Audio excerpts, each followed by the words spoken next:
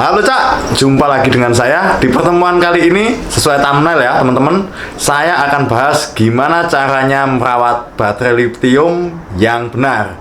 Gimana cara merawatnya? Simak terus videonya. Ojo lali subscribe lur, gratis rambayar.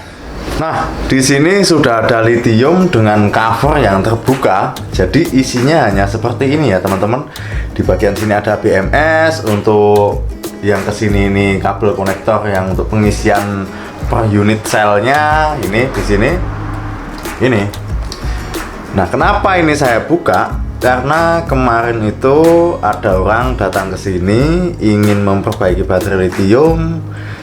Nggak tahu kenapa setelah dicas itu dia mati ya, atau outputnya itu nggak sesuai, padahal keadaan baterainya sudah penuh, cuman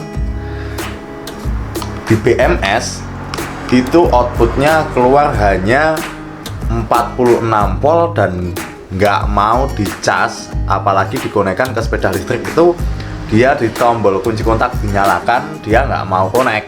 Nah, dan di sini saya akan bahas apa sebetulnya permasalahannya dan gimana cara merawat baterai lithium seperti ini. Nah, jadi untuk permasalahan yang pertama pada unit lithium ini, yaitu kemarin itu yang punya bilang dalam keadaan baterai ini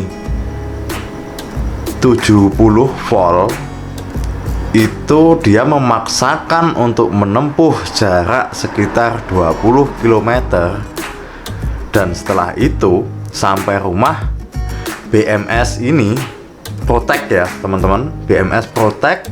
Setelah itu output dari situ mulai muncul masalah, yaitu permasalahannya dia nggak mau dicas. Pertama itu, setelah itu dia menelpon saya sebelum baterai ini dibawa ke sini. Nah, dia bilang kenapa lithium saya nggak bisa dicas, dan saya pandu via telepon, saya suruh koneksikan via bluetoothnya dan dibuka di aplikasi. Itu ada salah satu sel di sini yang low atau ngedrop. Itu ya permasalahannya. Di situ ada, kalau nggak 1, 2 ya teman-teman, kemarin ini ada selnya yang low di BMS ya, via aplikasi ada 2 sel yang low.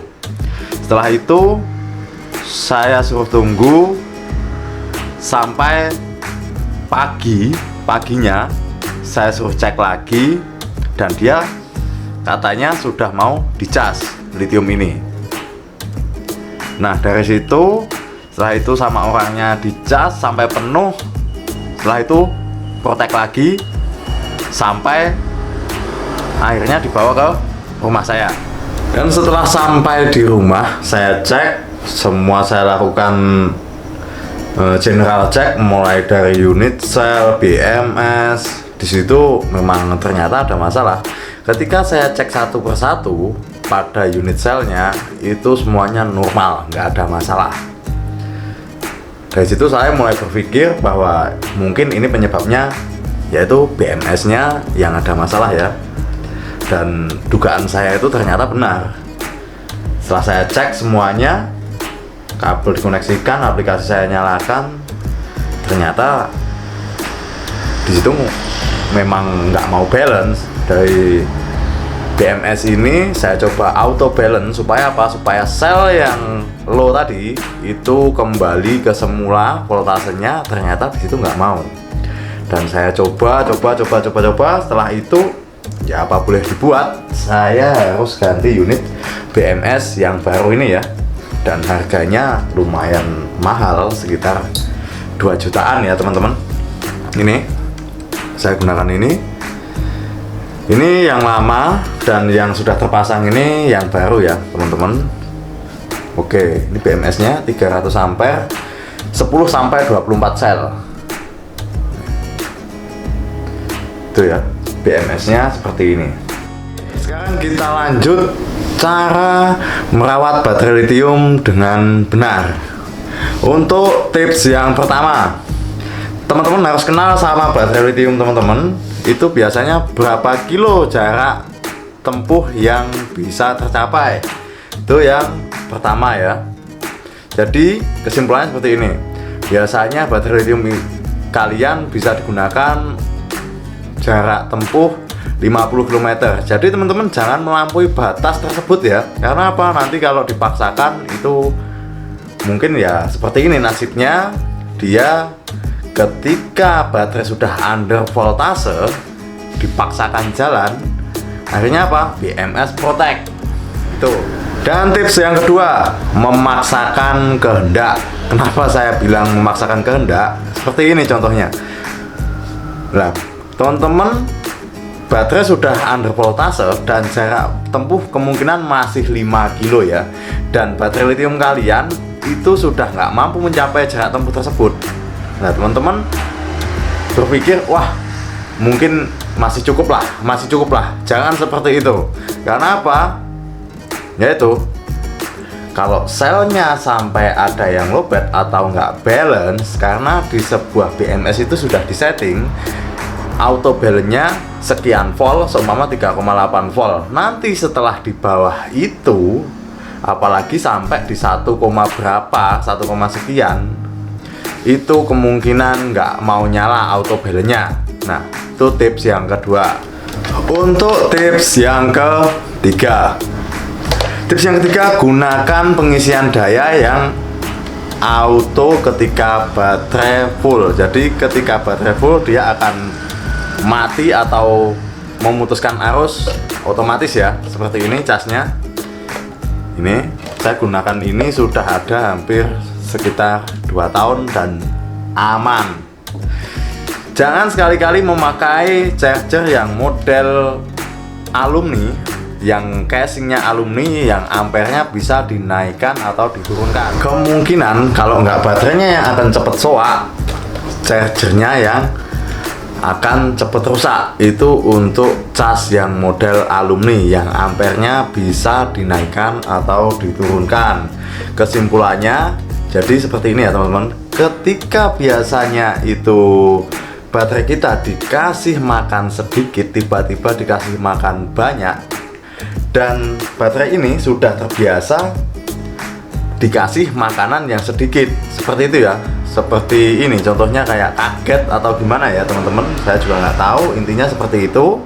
Dan untuk cas yang auto seperti ini itu harganya sangat terjangkau sekali. Teman-teman bisa dapatkan ini dengan harga 750.000. Dan untuk cas yang alumni itu harganya sekitar 1,5 juta. Jadi lebih murah yang auto ini. Lanjut ke tips yang keempat. Jadi ketika teman-teman dalam keadaan di perjalanan dan tiba-tiba baterai habis, itu jangan sekali-kali teman-teman langsung cas. Paling tidak kita harus tunggu 1 jam atau 1,5 jam. Kenapa? Karena keadaan baterai kalian itu masih overheat. Dan ketika teman-teman itu langsung kasih power supply untuk pengisian daya, kemungkinan besar akan meledak. Karena apa? Sudah banyak kasusnya di Taiwan itu yang seperti itu ya. Jadi keadaan baterai panas langsung dicolokin ke cas, itu banyak yang terbakar ya. Di Taiwan itu sudah banyak kasusnya sepeda listrik itu terbakar dalam keadaan pengisian daya atau pas lagi dicas. Dan untuk tips yang keempat ini itu tidak diberlakukan untuk baterai lithium saja. Meskipun kita pakai yang model aki, itu sama saja. Jadi ketika overheat jangan langsung dicolokin ke pengisian daya ya. Kalau baterai lithium itu bisa meledak, kemungkinan terbakar unit sepeda listriknya. Kalau baterai biasa itu bisa jadi kembung baterainya. Nah, itu nggak berpengaruh pada umur baterai, meskipun itu masih baru 1 bulan 2 bulan, tapi kalau perawatannya salah maka akibatnya akan fatal ya teman-teman. Lanjut ke tips yang nomor 5. Jadi ketika teman-teman melakukan pengecasan pada unit baterai, itu teman-teman wajib gunakan timer. Kenapa saya rekomendasikan timer untuk pengisian daya kalian? Karena apa? Ketika kita mengisi daya dan itu langsung kita colokkan, itu kita di situ kita bisa atur 1 jam yang akan datang dia akan nyala sendiri, dan setelah itu 5 jam yang akan datang dia akan mati sendiri ya teman-teman. saya sudah siapkan untuk contoh timernya seperti ini ya teman-teman. Ini. Jadi timernya seperti ini bisa diatur 1 jam yang akan datang nyala, setelah itu 5 jam yang akan datang dia akan mati. Jadi kenapa saya rekomendasikan alat seperti ini untuk teman-teman, karena apa? Jadi ketika pengisian selesai itu nggak ada power supply yang masuk ke unit cas atau baterai, jadi mati total ya teman-teman. Maka itu akan lebih aman untuk baterai lithium teman-teman. Itu tips yang nomor 5. Oke, mungkin itu saja yang dapat saya sampaikan di pertemuan kali ini mengenai tips cara merawat baterai lithium. Untuk teman-teman yang suka dengan video ini, support channel ini, caranya yaitu like, comment, subscribe, dan bagikan ke teman-teman kalian para pengguna sepeda listrik. Ojo lali subscribe lur, gratis rambayar. Oke, sampai jumpa di next video and bye.